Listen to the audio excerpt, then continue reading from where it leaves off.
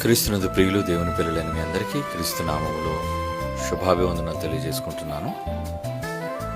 మీరు చదువుతున్న పాఠం మనస్సులను త్రిప్పే దేవుడు మనుష్యులను బలవంతంగా మార్చలేడని.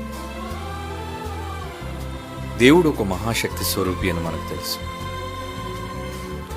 ఆయన ఆదేశిస్తే జరగనిదంటూ కూడా ఏది ఉండదు అని కూడా మనకు తెలుసు. అంటే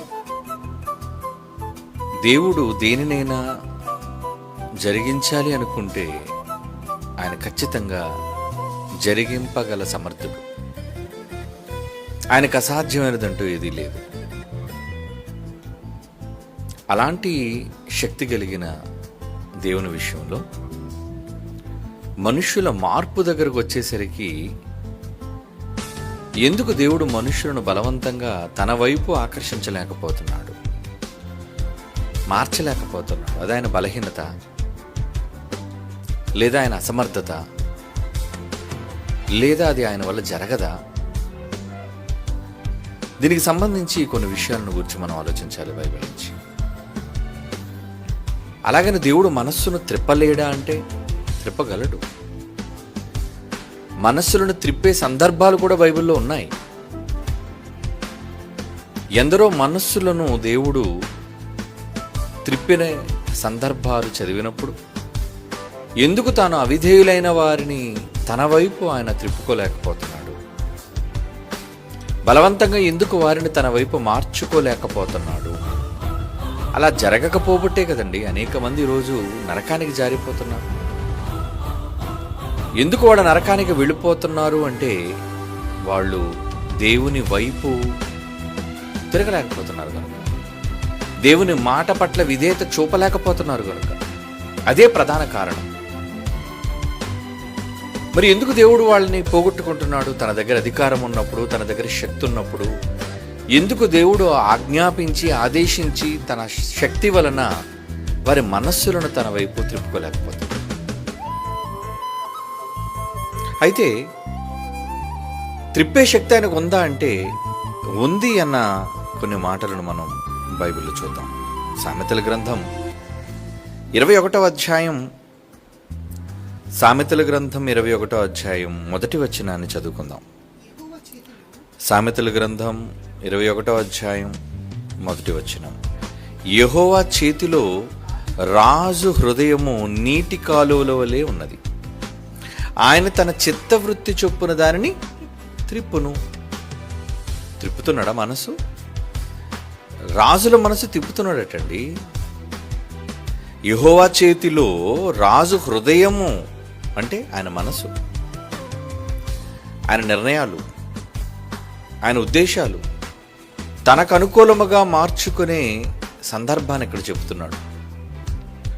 కనుక యెహోవా చేతిలో రాజు హృదయం నీటి కాలువల వలె ఉన్నప్పుడు ఆయన తన చిత్తవృత్తి చొప్పున అంటే దేవుడు తనకు నచ్చిన విధంగా ఒక రాజు హృదయాన్ని మార్చుకోగలుగుతున్నాడు, త్రిప్పుకోగలుగుతున్నాడు అనేది బైబిల్ ఇక్కడ మనకు స్పష్టంగా చెప్తుంది. అంటే మనస్సులను త్రిప్పగలడా అంటే అవును, త్రిప్పగలడు. మరి త్రిప్పగలిగిన దేవుడు మారు మనసు పొందని 99 నీతిమంతుల విషయంలో ఎందుకు ఆయన త్రిప్పలేకపోతున్నాడు? రాజు మనసునే త్రిప్పుకోగలిగిన దేవుడు తన చిత్తవృత్తి చొప్పున, తన ఇష్టం చొప్పున, తన సంకల్పం చొప్పున అనుకూలపరుచుకోగలుగుతున్నప్పుడు అనుకూలపరుచుకోగలేనిది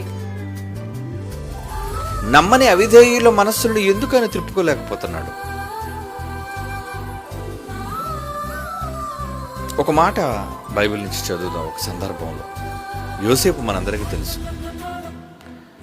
దేవుని పట్ల విధేయత కలిగిన వాడుగా, భవిష్యత్తును చెప్పగలిగే గొప్ప వరాన్ని దేవుని వలన పొందినవాడుగా, అన్నదమ్ముల వలన అందరి వలన తృణీకరింపబడిన వాడుగా, అమ్మబడి చెరసాలలో ఉండి అతని జీవితం అంతా పడిన కష్టాలు మనకు తెలుసు. అలాంటి సందర్భంలో ఏం జరిగింది? ఆదికాండం 39వ అధ్యాయం 21వ వచనం. ఆదికాండం 39వ అధ్యాయం 21వ వచనం. అయితే యెహోవా యోసేపునకు తోడయుండి యోసేపునందు కనికరపడి అతని మీద ఆ చెరసాల యొక్క అధిపతికి కటాక్షము కలుగునట్లు చేశాను. చెరసాలలో బాధపడుతున్నప్పుడు చెరసాల అధిపతికి యోసేపు మీద కటాక్షము కలిగేటట్లుగా, అంటే జాలిపడేటట్లుగా, చెరసాల అధికారి మనస్సును యోసేపు వైపుకు తిప్పేశాడట. అతన్ని బాగుగా చూసుకోవడానికి, అతని పరామర్శించడానికి. ఏమండి, అంటే చాలా సందర్భాల్లో దేవుడు మనస్సులను త్రిప్పుతున్న దాఖలాలు ఇవన్నీ, సూచనలు, ఆధారాలు ఇవన్నీ. అవునా? కనుక యోసేపుకి అనుకూలంగా చెరసాల అధికారి యొక్క మనస్సును దేవుడు తిప్పాడా అంటే అవును, తిప్పాడు. మనసులు త్రిప్పుతాడు ఆయన. మనస్సు త్రిప్పుతాడా అంటే అవును, త్రిప్పగలడు. త్రిప్పగలిగే సమర్థత ఆయనకు ఉంది. యాకోబు విషయానికి వద్దాం, ఆలోచిద్దాం. ఆదికాండం 33వ అధ్యాయం 4వ వచనంలో తన అన్న నుంచి పారిపోయాడు యాకోబు. తిరిగి అన్నను కలుసుకోవడానికి వెళుతున్నప్పుడు ఎలాంటి సందర్భంలో అక్కడ సంభవించిందో చూడండి. ఆదికాండం 33వ అధ్యాయం 4వ వచనం.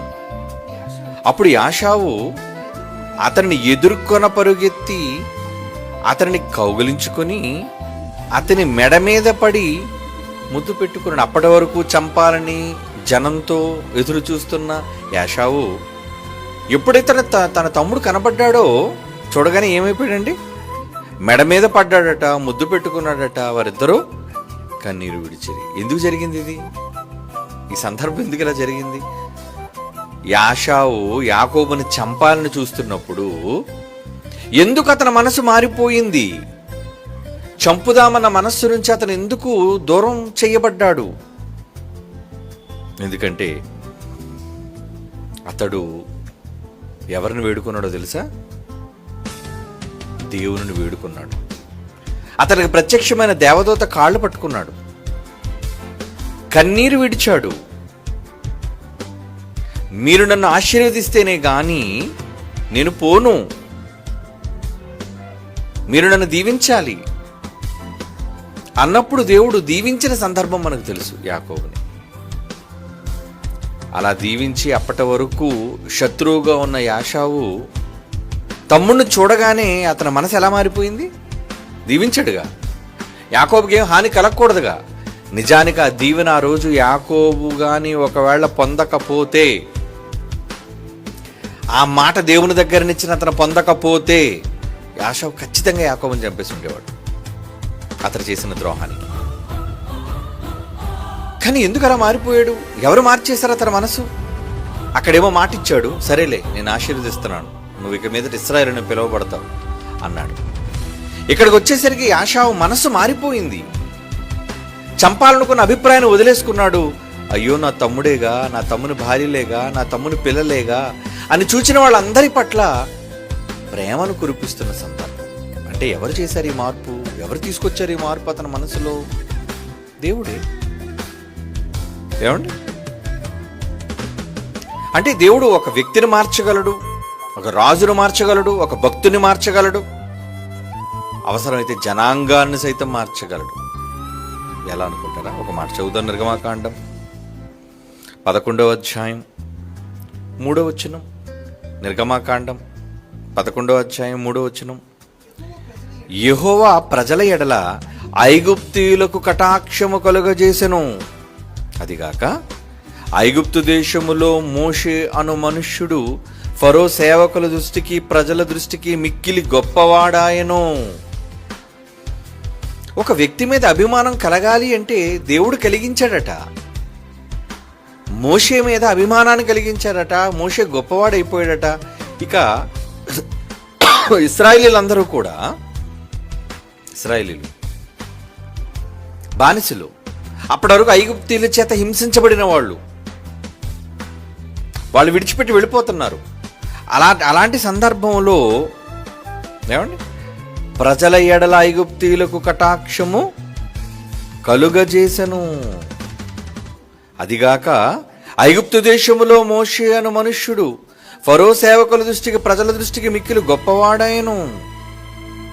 అంటే ఒక జనాంగం ఒక వ్యక్తిని అభిమానించాలన్నా, ఒక జనాంగాన్ని ప్రేమించాలన్నా, కటాక్షం కలగాలన్నా వాళ్ళ పైన ఎవరు చేశారట?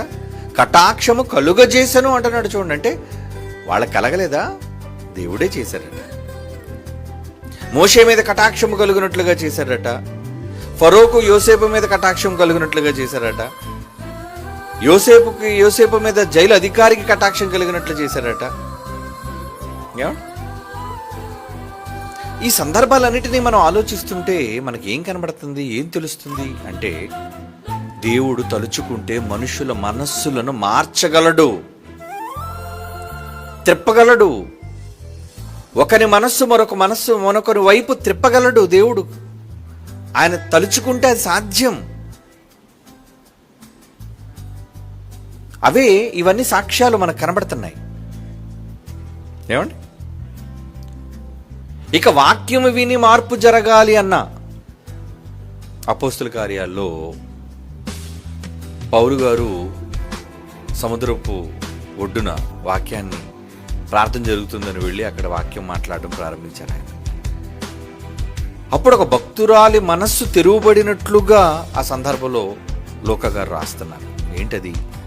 అపోస్తుల కార్యాలు 16వ అధ్యాయం, అపోస్తుల కార్యాలు 16వ అధ్యాయం 14వ వచనం. పౌలు గారు వాక్యం చెప్తున్నారు. ఆ సందర్భాన్ని ఆలోచిస్తే, అప్పుడు లూదియాను దైవభక్తి కలిగిన ఒక స్త్రీ పౌలు గారు చెప్తున్న వాక్యాన్ని వింటుంది. ఆమె ఊదా రంగు పొడి అమ్ము తుయుతైరా పట్టణస్థురాలు. ప్రభు ఆమె హృదయమును తెరిచెను. ఏమండి? అంటే పౌలు గారు చెప్పిన మాటలకు ఆకర్షింపబడాలి అంటే, చెప్పే వాక్యము ఎదుట వ్యక్తి ఆకర్షించాలి అని దేవుడు మనసు తెరవాలా? అంటే మనసు దేవుని చేతిలో ఉందా? చూసారా? అంటే కొంచెం మనం కన్ఫ్యూజ్ అవుతున్నాం ఇక్కడ. ఎలా అంటే దేవుని చేతిలో అంతా ఉందా అండి? ఒక వ్యక్తి మారాలన్నా, ఒక వ్యక్తి వాక్యం వినాలన్నా? కాదు కాదు కాదు, అపార్థం చేసుకోకండి. ఇక్కడ లూదియాను దైవభక్తి కలిగిన స్త్రీ అని రాయబడింది. దేవుడు ఆమె హృదయాన్ని తెరవక ముందు కూడా ఆమె మనస్సు దేవుని పట్ల ఎలా ఉందండి? మనస్సు ఎలా ఉంది? దైవభక్తి కలిగిన స్త్రీ అంటున్నాడు. చూడండి, భక్తి కలిగినది ఆమె. కనుక భక్తి కలిగిన ఆమె హృదయాన్ని ఏం చేశాడు? తెరిచాడు. ఎవరు మాటలు వినడానికో? పౌలు గారు మాటలు వినడానికి. అలా విన్న తర్వాత జరిగిన అద్భుతం ఏంటంటే, ఆమె బాప్తిసం తీసుకుంది.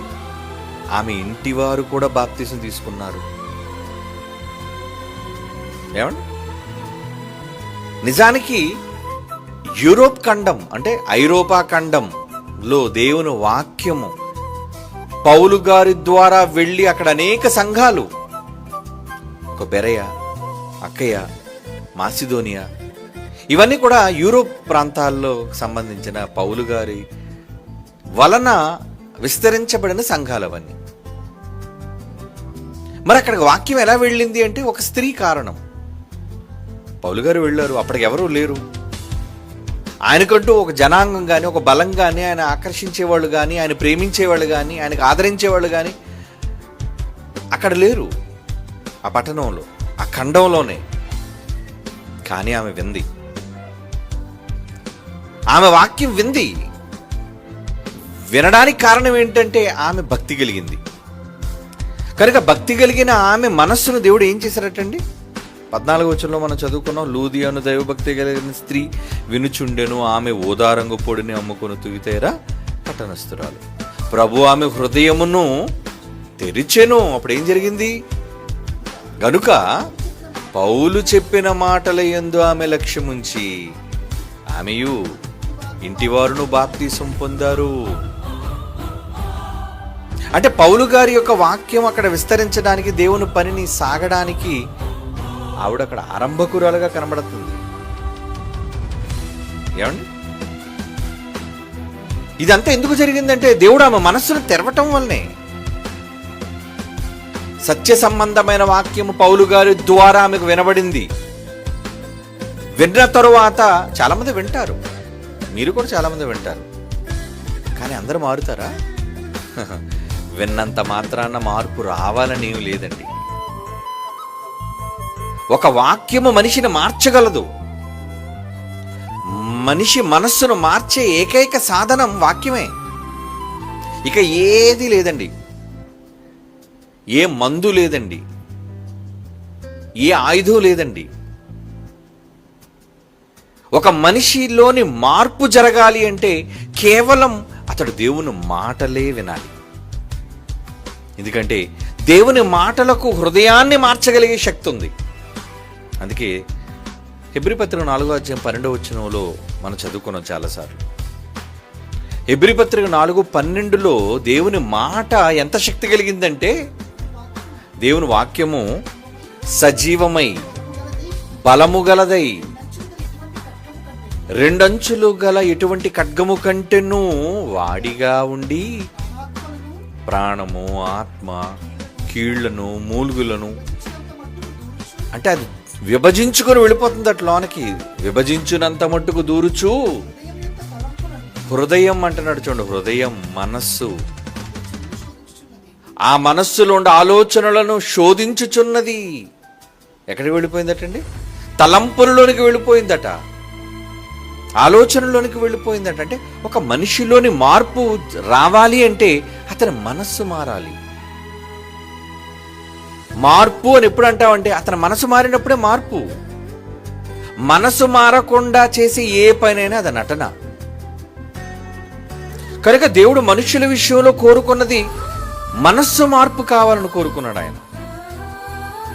ఆ మనస్సు మార్పు ఎలా జరుగుతుంది? దేవుని వాక్యము శక్తి కలిగినది కనుక ఆ వాక్యము మాత్రమే మనిషి మనస్సును మార్చగలిగే శక్తి కలిగినది కనుక అది మాత్రమే వెళ్ళాలి. ఇక్కడ లూదియాను దైవభక్తి కలిగిన స్త్రీకి ఏమి వెళ్ళింది ఆమె మనస్సులోనికంటే వాక్యం. వాక్యం వెళ్ళింది, విన్నది. ఆమె కుటుంబం అంతా కూడా అక్కడ వాక్యాన్ని నిలబెట్టడానికి ఒక గొప్ప సాధనంగా వాళ్ళ కుటుంబం నిలబడిపోయింది అక్కడ. ఆ మార్పు జరగడానికి కారణం, వాళ్ళ మనస్సులు మారడానికి కారణం దేవుడు తెరిచాడు. మరి తెరవని వాళ్ళ సంగతి ఏంటండి? అసలు ఎందుకు తెరవాలి దేవుడు? అందరి మనసులు తెరవాలా? మరి దేవుడు ఆమె మనస్సునే తెరిచాడు కాబట్టి ఆమె పక్షపాతం ఆ దేవుడికి ఉందా ఆమె పట్ల? లేదు. ఇక్కడ మీరు ఒక విషయాన్ని జాగ్రత్తగా గమనించండి. దేవుడు ఎవరిని బలవంతంగా మార్చడు. ఏమిటి బలవంతంగా దేవుడు మార్చాలి అంటే ఆయనకి ఎంతసేపు పని?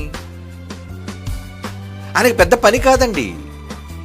భయపెట్టి మార్చేయగలడు ఆయన. ఒక్కసారి ఉన్నపాళంగా ఈ లోకాన్ని అంతటిని తీసుకుని అలా నరకాన్ని చూపించి, లేదా నరకంలో ఒక 2 నిమిషాలు ఉంచి మీరు మారకపోతే మీ పరిస్థితి ఇలా ఉంటాదిరా అని మనకి చెబితే ఎవడండి మారినవాడు ఉంటాడు? 100% అందరూ మారిపోతారు. అవునా కదా? ప్రపంచంలో ఉన్న వాళ్ళందరూ దుష్టులు, దుర్మార్గులు అందరూ అమ్మ బాబోయ్ చచ్చిన తర్వాత పాతాళం, నరకం అంటే ఎంత ఘోరంగా ఉంటుందా, వద్దు బాబోయ్ మాకు ఈ శిక్ష వద్దు, ఖచ్చితంగా మారిపోతాం మనం. కానీ దేవుడు అలా భయపెట్టి మార్చాలనుకోలేదు. దేవునికి మార్పు కావాలి, కానీ ఆ మార్పు శాశ్వతంగా ఉండాలి. ఆ మార్పు నమ్మిక ద్వారానే రావాలి. మార్పు ఎలా రావాలి? నమ్మిక రావాలి అంటే వాక్యం వినాలి, వినుట వలన విశ్వాసము కలుగును. వినుట వలన విశ్వాసము కలుగును. రోమీలకు రాసిన పత్రిక 10వ అధ్యాయం 17వ వచనం. రోమీలకు రాసిన పత్రిక 10వ అధ్యాయం 17వ వచనం. వినుట వలన విశ్వాసము కలుగును. వినుట క్రీస్తును గూర్చిన మాట వలన కలుగును. అంటే యేసుక్రీస్తు వారి యొక్క మాట, వాక్యం వినాలి. వాక్యం వింటే మీ మనసులోనికి వెళితే, మీ మనస్సును ఆ వాక్యం మారిస్తే అప్పుడు మీకు నమ్మకం కలుగుతుంది. చూసారా? అంటే మనిషి మార్పుకు ఏమంటే వాక్యం మూలమైతే, వాక్యము ద్వారా మనస్సు మారి వాక్యము ద్వారా మనస్సు మారి మీకు నమ్మకాన్ని కలిగిస్తే ఆ నమ్మకం మీ ఆత్మని పరలోకానికి తీసుకెళ్తారు. మొత్తం అంతా కూడా ఎక్కడి నుంచి ప్రారంభమవుతుంది? మార్పు అంతా కూడా వాక్యం వల్లనే. కనుక దేవుడు సమాజాన్ని, మానవాళిని వాక్యంతో మార్చాలి అనుకున్నాడు. తన కుమారుని మాట వినిపించాలి అనుకున్నాడు. భయపెట్టి మార్చాలంటే ఎంతసేపు అండి ఆయనకి? అది పెద్ద పనేం కాదు. కానీ భయంతో జరిగే మార్పు సరైన మార్పు కాదండి. అది భయంతో కలిగే మార్పు ఎందుకు అవుతుంది? భయంతోనా? ఒక భార్య భర్తను ప్రేమించేది దేని బట్టి? భర్త కొడతాడని భయంతో కాదు. కొడతాడని ప్రేమించకూడదు. దండిస్తాడని గౌరవించకూడదు. తనవానిగా ప్రేమించాలి, తనవానిగా గౌరవించాలి. ఇక జీవితం అంతా మీతోనే అని భావించాలి. అది ప్రేమ వల్ల కలిగేది. ఒకరి నుంచి మనం అనుభవించే ప్రేమ బలవంతంగా ఉంటే మీకు నచ్చుతుందో పోనీ మీరు చెప్పండి. ఒకరు బలవంతంగా మిమ్మల్ని ప్రేమిస్తారు అనుకోండి, అంటే మీరు గద్దించటం వల్ల, మీరు తిట్టడం వల్ల, మీరు ఆదేశించడం వల్ల వాళ్ళు ప్రేమిస్తున్నారు అనుకోండి మిమ్మల్ని, అది ఎలా మంచి ప్రేమ అవుతుంది? ఒకరు మిమ్మల్ని ప్రేమించాలి అంటే మీ గద్దింపు వల్ల వాళ్ళు ప్రేమించకూడదు. వాళ్ళు ఇష్టపూర్వకంగా మిమ్మల్ని ప్రేమించగలగాలి. వాళ్ళ మనస్సులో మిమ్మల్ని ఇష్టపడి ప్రేమించగలగాలి. అది కదా నిజమైన ప్రేమ. అలా ప్రేమించిన వాళ్ళు ఎప్పుడూ ఉంటారు. భయంతో ఒకవేళ మిమ్మల్ని ప్రేమిస్తే ఆ భయం పోతే ప్రేమ పోతుంది. ఎందుకంటే భయం వల్ల కలిగినది కదా ప్రేమ. అది భయం వల్ల కలిగిన ప్రేమది. కనుక దేవుడు కూడా మనుషుల పట్ల ఎలాంటి భావన కలిగి ఉన్నాడు అంటే, నేను మిమ్మల్ని బలవంతంగా మార్చినయ్యా, కొట్టి తిట్టి దండించి అలా మిమ్మల్ని నేను మార్చదలుచుకోలేదు. ఏమంటే చిన్నప్పుడు పసిపిల్లలుగా ఉన్నప్పుడు, ఎదుగుతున్నప్పుడు బెత్తం పట్టుకొని తల్లిదండ్రులు ఏం చేస్తారు? దండిస్తారు. అప్పుడు మన చిన్న వయసులో తల్లిదండ్రులకి ఎలా భయపడతాం అంటే, ఒరే ఈ పని చేయకపోతే నాన్న కొడతాడరా, అమ్మ కొడుతుందిరా. భయంతో వాళ్ళకి లోబడతాం. కానీ ఎదుగుతుంటామే, మనకు ఊహ తెలుస్తుంటుంది, వయస్సు వస్తుంటుంది, పరిస్థితులు అర్థమవుతుంటాయి. అప్పుడు తల్లిదండ్రుల పరిస్థితులు, కుటుంబ పరిస్థితులు, లోకం పరిస్థితులు, అవసరతలు, కష్టాలు ఇవన్నీ అర్థమైనప్పుడు అప్పుడు నిజంగా తల్లిదండ్రులు మనం ప్రేమిస్తాం. ఏంటంటే, నా కోసం ఇంత కష్టపడుతున్నారా వీళ్ళు, నా కోసం ఇన్ని త్యాగాలు చేస్తున్నారా వీళ్ళు. కనుక వాళ్ళకి కొట్టే హక్కు, అనే హక్కు ఉంది. చిన్నప్పుడైతే మనం వాళ్ళని ఎలా చూస్తాం? శత్రులుగా చూస్తాం. ఎందుకు వీళ్ళు బెత్తంతో నన్ను కొడుతున్నారని. అదే పెద్ద అయిన తర్వాత మనం వాళ్ళు అర్థం చేసుకునే మనస్సులోనికి వెళతాం కాబట్టి వాళ్ళ దండన మనం బాధాకరంగా ఉండదు మనకి. వాళ్ళు దండించడం కూడా మనం వాళ్ళు శత్రువులుగా చూడడం దండించినప్పుడు. ఇకపోతే పెద్ద అయిన తర్వాత దండిస్తారండి? కొడుకు మనంత ఎదిగిపోయిన తర్వాత వాడికి మీసాలు గడ్డాలు వచ్చిన తర్వాత చెయ్యెత్తి కొడతామా వాడిని? కొట్టలేము. చిన్నప్పుడు కొట్టాం, అమ్మాయిని కొట్టాం, అబ్బాయిని కొట్టాం మనమే. కానీ వాడి కళ్ళ ముందు ఎదిగిన తర్వాత మనం కొట్టలేము. మనం కొట్టకపోయినా వాళ్ళు అర్థం చేసుకొని వాళ్ళు ఎదుగుతున్నారు కనుక ఒక మాట గద్దింపు, కేవలం మనం మాటతో గద్దిస్తాం అంతే. అప్పుడు వెంటనే వాళ్ళు అర్థం చేసుకుంటారు. దండించవలసిన పని లేదు. మాట దండన, మాటే దండన. ఆ మాటనే గౌరవిస్తాం. వద్దు అనంటే వెంటనే పిల్లలు దానికి లోబడతారు. ఎందుకు లోబడుతున్నారు? ఆ మాటను ఎందుకు గౌరవిస్తున్నారు? ఎందుకంటే తల్లిదండ్రులు పడుతున్న కష్టం వాళ్ళకి అర్థమయ్యింది కనుక.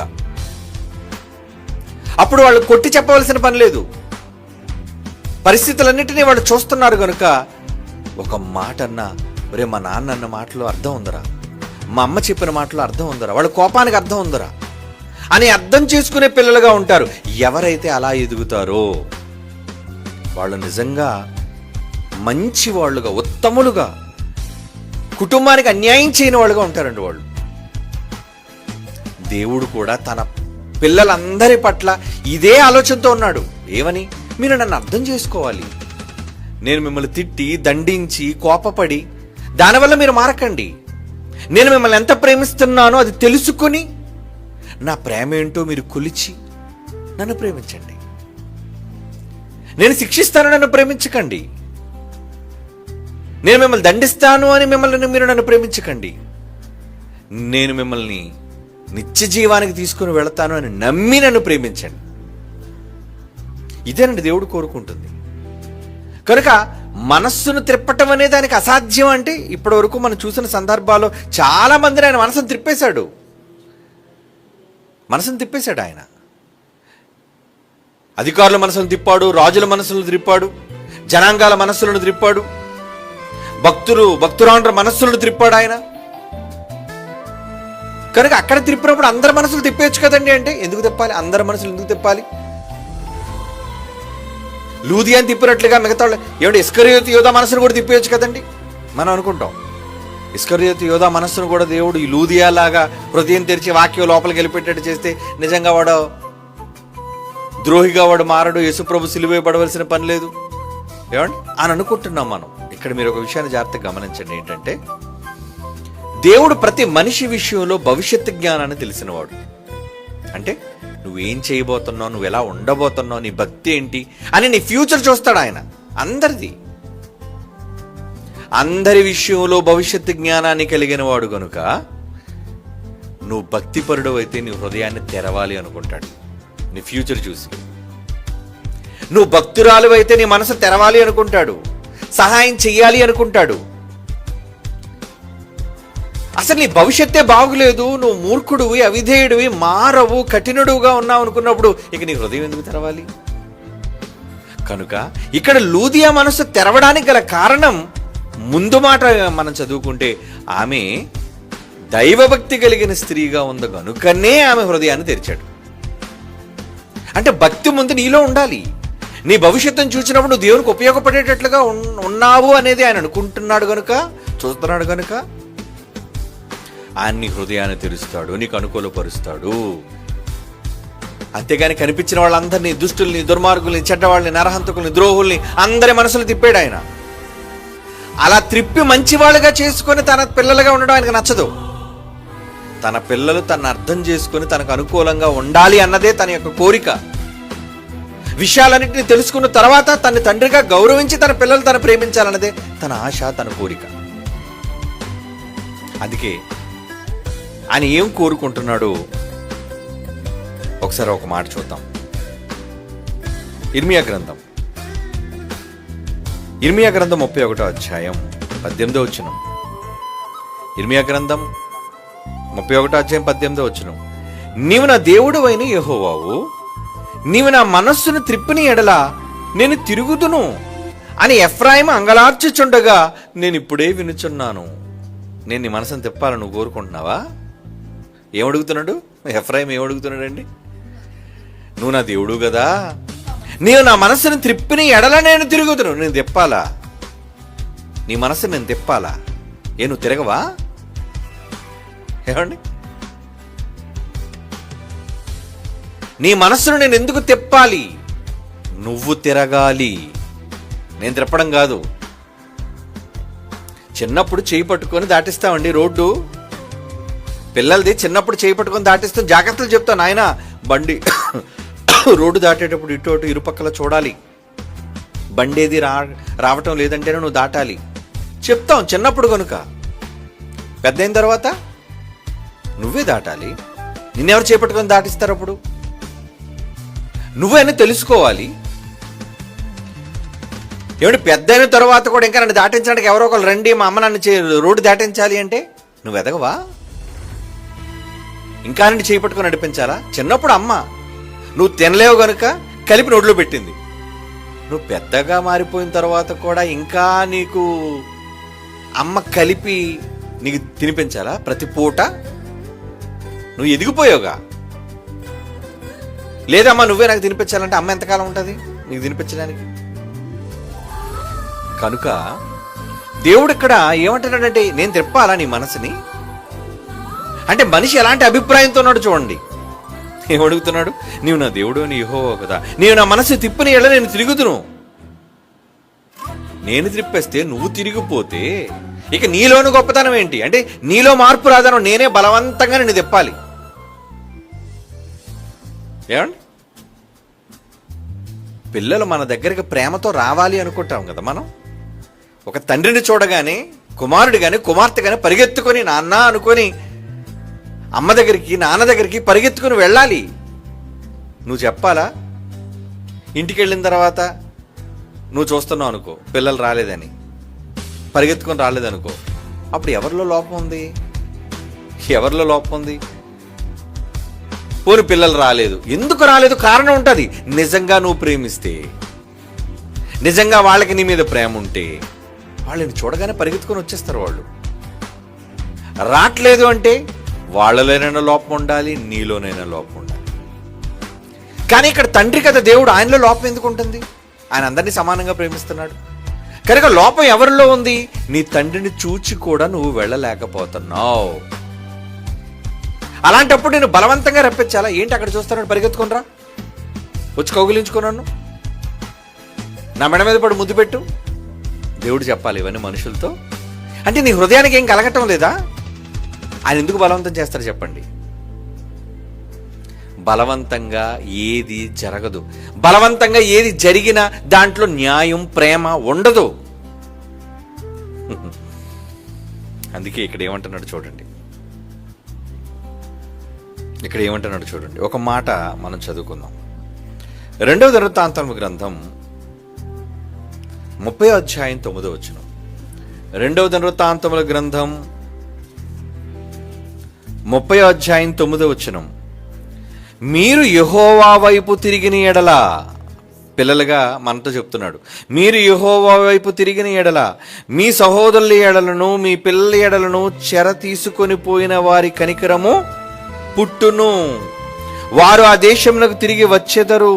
మీ దేవుడైన యెహోవా కరుణా కటాక్షములు గలవాడు గనుక మీరు ఆయన వైపుకు తిరిగిన ఎడల ఆయన మీ యందు ప్రసన్నుడగును అంటున్నాడు. ఏమండి? అంటే దేవుని ప్రసన్నత మీకు కావాలి అంటే, దేవుని యొక్క ప్రత్యక్షత మీకు రావాలి అంటే, దైవానుగ్రహం మీ మీద ఉండాలి అంటే ముందు మిమ్మల్ని ఏం చేయమన్నాడు? ముందు మీరు తిరగండి ఆయన వైపు. మీరు తిరగండి ఆయన వైపు. మీరు ఆయన వైపు తిరిగితే ఆయన మీ యందు ప్రసన్నుడగును. మీరు తిరగరా? తిరగలేని కఠినులుగా ఎందుకు మనుషులు ఉన్నారు? అలాంటి మనుషులు కూడా బలవంతంగా దేవుడు బలవంతం చేసి తిప్పించుకోవాలా? మనసులు మార్చి. ఏమండి? భార్యని పిలిచి బలవంతంగా నా బట్టలు ఉతుకు, పక్క సర్దు, ఇల్లు శుభ్రం చేయి, పిల్లలను సాకు, ఇవన్నీ భర్త రోజు తిట్టి చెయ్యాలా భార్యని? ఏమండి? ఒక భర్త తెల్లవారు లేవగానే భార్య అన్ని సిద్ధం చేసేస్తున్నదండి. అంటే ఏంటి? ఒక టిఫిన్, భోజనం, అతను వేసుకునే బట్టలు, అతని అవసరాలు తీర్చే వస్తువులు అన్నిటినీ అందుబాటులో ఉంచేది భార్య. ఏమండి?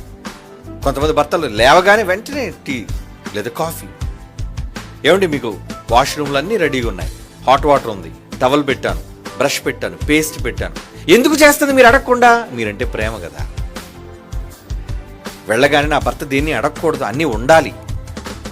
తిరిగి రాగానే వెంటనే టేబుల్ మీద టిఫిన్. ఏమండి? మీరు స్నానం చేసి రాగానే వెంటనే మీరు వేసుకోవాల్సిన దుస్తులు రెడీగా, ఇదిగోండి వేసుకోండి. ఎప్పుడు చేస్తుంది చెప్పండి భార్య అలాగా? ఆ భర్తను హృదయపూర్వకంగా ప్రేమించినప్పుడు కదా. భర్త కోపంగా వచ్చేది, నా బట్టలేవి, ఏది టిఫిన్, ఏది అక్కడ సామాన్లు ఏమి కనబట్టలేదు ఏంటి? ఎప్పుడు అంటాడు అలా? ఎప్పుడు భర్త భార్య పట్ల అలా ఉంటాడో తెలుసా? ఆ భార్యకు భర్త మీద ప్రేమ లేనప్పుడు. చేస్తారు కొంతమంది, తిట్టుకొని విసుక్కొని చేస్తున్నప్పుడు ఏమనుకుంటాడు? నువ్వు నచ్చలేనప్పుడు ఎందుకు నువ్వు చేస్తావు ఇలాంటివన్నీ? నువ్వేదైనా చేస్తే ఇష్టపూర్వకంగా చెయ్యి, మనస్ఫూర్తిగా చెయ్యి. నువ్వు విసుక్కొని చెయ్యొద్దు. ఒకరు విసుక్కొని చేసినా మనకు నచ్చదు, అంతే కదండి? మనుషులుగా నీకే విసుక్కొనితే నచ్చనప్పుడు దేవుడు నేను బలవంతంగా తిట్టి చేయించుకోరా ఆయన పని నీతో? ఎందుకు చేయించాలి చెప్పండి? మీతో బలవంతంగా వెళ్ళండి, వెళ్ళండి, చెయ్యండి, చెప్పండి, ప్రకటించండి, సర్వలోకానికి వెళ్ళండి, సువార్తను ప్రకటించండి, నా కోసం కష్టపడండి, శ్రమలు అనుభవించండి చెప్తున్నాడు. కానీ చేసేవాళ్ళు ఎంతమంది? ఇష్టపూర్వకంగా చేసేవాళ్ళు ఎంతమంది చెప్పండి? ఇది నా తండ్రి పని, ఇది నా తండ్రిని సంతోషపరిచే పని, ఇది నేను ఇష్టంగా చేయాలి, అని చేసేవాళ్ళు బహు కొద్ది మంది ఉంటారండి. చాలా తక్కువ మంది ఉన్నారు, కానీ చాలా కొద్ది మంది. మిగతా వాళ్ళంతా చేయకపోతే నరకానికి వెళ్ళిపోతామేమో, చేయకపోతే అడుగుతారేమో, చేయకపోతే భక్తి లేదనుకుంటారేమో, ఇలాంటి అభిప్రాయాలతో చేయటం కూడా భక్తేనా? అప్పుడు అలాంటి వాళ్ళందరితో దేవుడు బలవంతంగా చేయించుకోవాలా? కోప్పడి చేయించుకోవాలా? తిట్టి చేయించుకోవాలా? వద్దండి. దేవుడు ఎవరిని బలవంత పెట్టేవాడు కాదండి. నువ్వు నాకు ఇది చెయ్యి అని అండో, నువ్వు చేస్తావో చెయ్యడో చూస్తాడంతే. కయ్యను హేబెలు ఇద్దరు తీసుకొచ్చారు. దేవుడు అడిగాడా? మీరిద్దరు వచ్చి నాకు అర్పణ ఇవ్వండి రా అని దేవుడు అడిగాడా? అడగలేదు. వాళ్ళే అనుకున్నారు మనసులో. వెరీ గుడ్, చూస్తున్నాడు. కయ్యను తెచ్చాడు, హేబెలు తెచ్చాడు. హేబెల్ది నచ్చింది, కయ్యింది నచ్చలేదు. ఎందుకంటే వీడు శ్రేష్టమైన తీసుకురాలేదు, నేననేసరికి నాకు ప్రాధాన్యత వీడు ఇవ్వలేదు, అందుకు బాధపడ్డాడు. వాడు అర్పణ స్వీకరించలేదు. దేవుడు అడగలేదు, కానీ ఇస్తారు అని చూస్తున్నాడు. మీరు ఇవ్వాలి అని ఎదురు చూస్తున్నాడు. ఆయన నోరు విడిచి అడగడు. యెషయా గ్రంథంలో అందుకే ఏమన్నాడు చూడండి, 43వ అధ్యాయం యెషయా గ్రంథం 22-23 వచ్చిన యెషయా గ్రంథం 43వ అధ్యాయం 22-23. యాకోబు, నీవు నాకు మొర్ర పెట్టలేదు, ఇశ్రాయేలు నన్ను గురించి విసిగిపోయావు కదా. దహన బలులుగా గొర్రె మేకల పిల్లలను నా యొద్దకు తేలేదు, నీ బలుల చేత నన్ను గణపరచలేదంటే దేవుడు గమనిస్తున్నాడా? నువ్వేం తెస్తున్నావు, ఏం తేవటం లేదు. అడిగి చేయించుకోవడానికి ఇష్టపడదండి. ఇంటికి అతిథులు వచ్చినప్పుడు మనం కోరుండి వాళ్ళ కూర మొహమాటం కొంత అడగకపోయినా మనం వాళ్ళ దగ్గరికి వెళ్ళి వెయ్యాలి. అది గౌరవం. వాళ్ళు అడగరు, ఏమంటే నాకు కూర ఇవ్వండి, కొంచెం అన్నం వేయండి. వాళ్ళు మొహమాట పడుతుంటారు. మనమే 10 సార్లు అడిగి వాళ్ళు కాదంటున్నా వాళ్ళకి వడ్డిస్తాం. వాళ్ళకి తినాలని ఉంటుంది, కానీ అడగడానికి మొహమాటం. దేవుడు కూడా అలాగే ఇప్పుడు మొహమాట పడుతున్నాడు ఆయన. ఎందుకంటే బలవంతంగా నిన్ను అడిగి చేయించుకోవడానికి నచ్చదు. నీకు నువ్వుగా ఇష్టపడి చెయ్యాలి. ఆయనకి ప్రేమతో చేసేది వేరు, ఎవరో చెప్తే చేసేది వేరు. ఏమండి, ఇష్టం లేకుండా మనసులో బలవంతంగా చేయటం వేరు, నువ్వు హృదయపూర్వకంగా ఇష్టపడి చేయటం వేరు. అందుకే దేవుడు ఏమని అడుగుతున్నాడు? నీ బలుల చేత నన్ను గణపరచలేదు, నైవేద్యములు చేయవలనని నేను నిన్ను బలవంత పెట్టలేదు. నేనేం బలవంత పెట్టాను నిన్ను? ధూపము వెయ్యవలనని నేను నిన్ను విసిగించలేదు. ఏది ధూపం? ఏది నా ధూపం? ఏది? ఇష్టపూర్వకంగా మీరు కదరా చెయ్యాలి. భర్త అడుక్కోవాలి తెల్లవారు, దువ్వున ఎక్కడుందే తల్లి, ఆకలేస్తుంది, టిఫిన్ ఎక్కడుందే తల్లి, నా బట్టలు ఎక్కడున్నాయి తల్లి, కనబట్టలేదు. ప్రతిదీ భార్యను అడుగుతున్నాడు అనుకోండి, ఆహా మంచి సంబంధమే, ఆవిడ చాలా బాగా ప్రేమిస్తుంది అనమాట. నేను అలా ఉండకూడదు. దేవుడు కూడా మనుషులందరి పట్ల ఎలాంటి భావన కలిగి ఉన్నాడు అంటే, నేను అడగడం ఏంట్రా మిమ్మల్ని, నేను అడుక్కోవడం ఏంట్రా, మీకు చెయ్యాలని మనసు లేదా, మీరు రారా, మీరు ఇవ్వరా? నేను మిమ్మల్ని విసిగించలేదే, అడిగానని బలవంతం చేశానా? ఇవ్వండి ఇవ్వండి ఇవ్వండి ఇవ్వండి అని నేను అన్నానా? మీ మనసు ఉంటే మీరు ఇస్తారు. ఇదండి దేవుని మనసు. అందుకే ఎవరిని ఆయన బలవంతం చెయ్యడు. అవునా? మనస్సులను త్రిప్పగలిగే శక్తి ఆయనకు ఉన్నా, ఏమండి నిజంగా భర్తకి శక్తులు వచ్చాయనుకోండి, ఇది నా మాట వింటలేదు, అందుకే వెంటనే దీనికి మంత్రం వేస్తాను, ఈ క్షణం నుంచి ఇది నా కట్టు బానిసలాగా నన్ను పిచ్చిగా ప్రేమిస్తూ నాకు కావలసినవన్నీ కూడా చెయ్యాలి అని ఇప్పుడు మంత్రం వేసాడు అనుకోండి. అప్పుడు ఇంకా అలా మంత్రం వేసినప్పటి నుంచి ఊహించుకోండి ఒకసారి, అలా మంత్రం వేసినప్పటి నుంచి నిజంగా భార్య వెంటనే ఏమండి ఏమండి ఏమండి అల్లాడిపోతుంది అనుకోండి. అప్పుడు నువ్వేమనుకుంటావు, ఓసే నిజంగా ఇది నా మీద ప్రేమ కాదులే, నేను మంత్రం వేశాను కాబట్టి ఇదంతా నువ్వు చేస్తున్నావు. మనకు అనిపిస్తుంది కదండి. ప్రేమగా టిఫిన్ నుండి తీసుకొచ్చి పెట్టినా, ప్రేమగా బట్టలు తీసుకొచ్చి ఇచ్చినా, ఇది ఎందుకు చేస్తుందంటే నేను మంత్రం వేశాను కదా దీనికి. నేను మంత్రం వేయకపోతే ఇది చేయదు. ఇష్టపూర్వకంగా ఇది రాదు. నేను కదా బలవంతంగా చేయిస్తున్నాను దీంతో, నేను చెప్పబట్టి చేస్తుంది. ఆ మనసు ఎప్పుడు మనకుంటుంది కనుక అలా మనం సంతృప్తి పడగలమా, సంతోషపడగలమా? పడలేము. దేవుడు కూడా అంతే. నేను తలుచుకుంటే మీ అందరినీ ఒక్క మంత్రం వేసి నాకు లోబడేటట్టుగా నేను మార్చేసుకోగలను, మనసు తిప్పేయగలను, మీ అందరి మనసులు తిప్పేసుకోగలను నా పట్ల. కానీ అలాగ మీ అందరి ప్రేమ నాకు అక్కర్లేదు. నేనేంటో మీకు తెలియజేస్తాను, ప్రకటిస్తాను. మీరు ఏం చేయాలి? నేనేంటో మీరు ఏం చేయాలి? తెలుసుకొని నన్ను ప్రేమించి మీరు రావాలి నా దగ్గరికి. నన్ను వెతుక్కొని రావాలి మీరు నా దగ్గరికి. అందుకే దేవుడు తన మనసును చెప్తున్నాడు. చూడండి, ఇక్కడ చదువుదాం. అపోస్తుల కార్యములు 2వ అధ్యాయం 38వ వచనం. ఆయన ఎవరి మనసును మార్చడు. ఏమండి, ఆయన ఎవరి మనసును మార్చడు. ఏం చేస్తారట ఆయన? అపోస్తుల కార్యాలు 2వ అధ్యాయం 38వ వచనంలో, పేతురు, మీరు మారు మనసు పొంది పాప క్షమాపణ నిమిత్తం ప్రతివాడు యేసుక్రీస్తు నామములో బాప్తిసం పొందుడి. మీరు మారు మనస్సు పొంది, మారు మనస్సు మీరు పొందాలి. నేనెవరు మీకు మారు మనస్సు? మార్పు నేను ఇవ్వను, మీ మనస్సులను మార్చను. మరి అక్కడ తిప్పావు కదా ప్రభు. తిప్పానంటే మనుష్యుల మనస్సులను మనుష్యుల వైపు తిప్పాను అంతే. ఒక జైలు అధికారి మనస్సు యోసేపు వైపుకి తిప్పాను, ఒక ఫరో మనస్సుని మోషే వైపుకి తిప్పాను. ఏమండి, ఒక ఎస్తేరు మనస్సుని, ఒక అహశ్వరోషు మనస్సుని ఎస్తేరు వైపుకి తిప్పాను. ఏమండి, ఒక యాషావు మనస్సుని యాకోబు వైపు తిప్పాను. ఎందుకు? మనుష్యుల పట్ల తిప్పాను. నేను తలుచుకుంటే నా వైపు తిప్పేసుకోగలను, కానీ నేను అలా మనుష్యులందరినీ నా వైపు తిప్పుకోవడం నాకు ఇష్టం లేదు. అది నా ఉద్దేశం కాదు. వాళ్ళు బలవంతంగా తిరగడం నాకు ఇష్టం లేదు. వాళ్ళు హృదయపూర్వకంగా మార్పు చెందాలి. మారు మనస్సు పొంది పాప క్షమాపణ నిమిత్తం బాప్తీసం తీసుకుని నా దగ్గరికి రావాలి. మీరు నేను ఆదేశిస్తే రావడం ఏంటి? మీరే మనుషులా? ఏదో కమాండ్ ఇచ్చిన వెంటనే చేయడానికి? అందుకే ఏమంటున్నాడు చూడండి. విలాపవాక్యములు 3వ అధ్యాయం 40వ వచనం. విలాపవాక్యములు 3వ అధ్యాయం 40వ వచనం. మన మార్గములను పరిశోధించి తెలుసుకుని మనము యెహోవా తట్టు తిరుగుతూ, మనం తిరగాలి, ఆయన తిప్పుకోడు. ఆయన తిప్పేసుకోడండి. మనస్సును తిప్పగలిగిన వాడు మనల్ని ఎందుకు తిప్పేసుకోవాలి? చేతకాక కాదు ఆయనకి. బలవంతంగా మనం త్రిప్పుకున్నా, ఒరే వీళ్ళంతా బలవంతంగా చేస్తున్నారు కానీ మనసులో లేదురా వీళ్ళకి.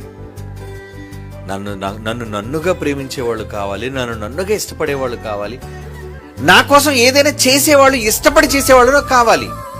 నేను ఆదేశించాను కాబట్టి చేయటం ఎందుకు? నేను ఆజ్ఞాపించాను కాబట్టి చేయడం ఎందుకు?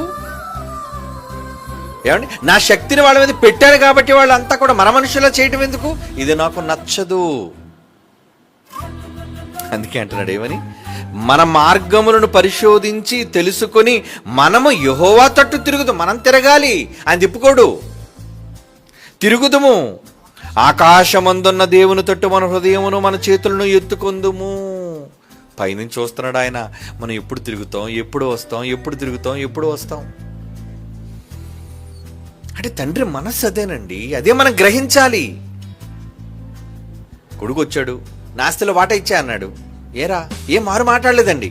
వాటా కావాలి కదా, నీ వాటా. నా వాటా నాకు ఇచ్చేయి.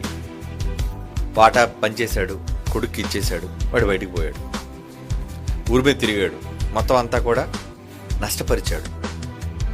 తినడానికి తిండి లేదు. చివరికి పందులు పొట్టు తినాలనుకున్నాడు. పందులు కూడా నోటితో తోసేసేవాడిని. అప్పుడు వాడికి బుద్ధి కలిగింది. అప్పుడు నా తండ్రి దగ్గర పనులు కూడా మంచి ఆహారం తింటారు కదా, నేను నా తండ్రి దగ్గరికి వెళ్ళిపోవాలి అని అప్పుడు వచ్చిందండి వాడికి మారు మనస్సు. ఎందుకు చెప్పాడు? తప్పిపోయిన కుమారుని కూడా చెప్పమని యేసుప్రభువు ఎందుకు చెప్పాడు తెలుసా? తనకు తానుగా మార్పు కలిగింది వాడికి. మా నాన్న నన్ను ఎంత ప్రేమించాడు, నేను అడిగితే నా ఆస్తి అంతా నాకు ఇచ్చేశాడు, కాదనలేదు, నన్ను నిందించలేదు, నన్ను కనీసం ఒక మాట కూడా తిట్టలేదు. ఏమండి, బుద్ధి వచ్చినప్పుడు తండ్రి చూస్తున్నాడు సుమా. ఏమండి, ఆ రోజే తండ్రి ఏంట్రా ఆస్తిలో ఆటాడుతున్నాడు, ఆస్తి లేదు ఏం లేదు, పో నువ్వేం చేసుకుంటావు చేసుకో అని నివారించాడు కొడుకుని? అనలేదు. ఎందుకంటే దేవుడు బలవంతం చేసేవాడిని ఆపడం ఆయనకి ఇష్టం లేదు. వెళ్ళిపోతావా? వెళ్ళిపోరా, వెళ్ళిపో. నీ ఆస్తి నీకు కావాలా, తీసుకుపోరా. కానీ ఒక రోజు నీకు నువ్వుగా తెలుసుకొని రావాలి నా దగ్గరికి. అందుకే ఎదురు చూస్తున్నాడు ఆయన. కొడుకు రావడం చూస్తున్నాడా తండ్రి? దూరం నుంచి చూసి వాడు ఇంకా దూరముగా ఉన్నప్పుడు ఈయనకైనా తెలిసిపోయింది వాడు దూరంగా ఉన్నాడని.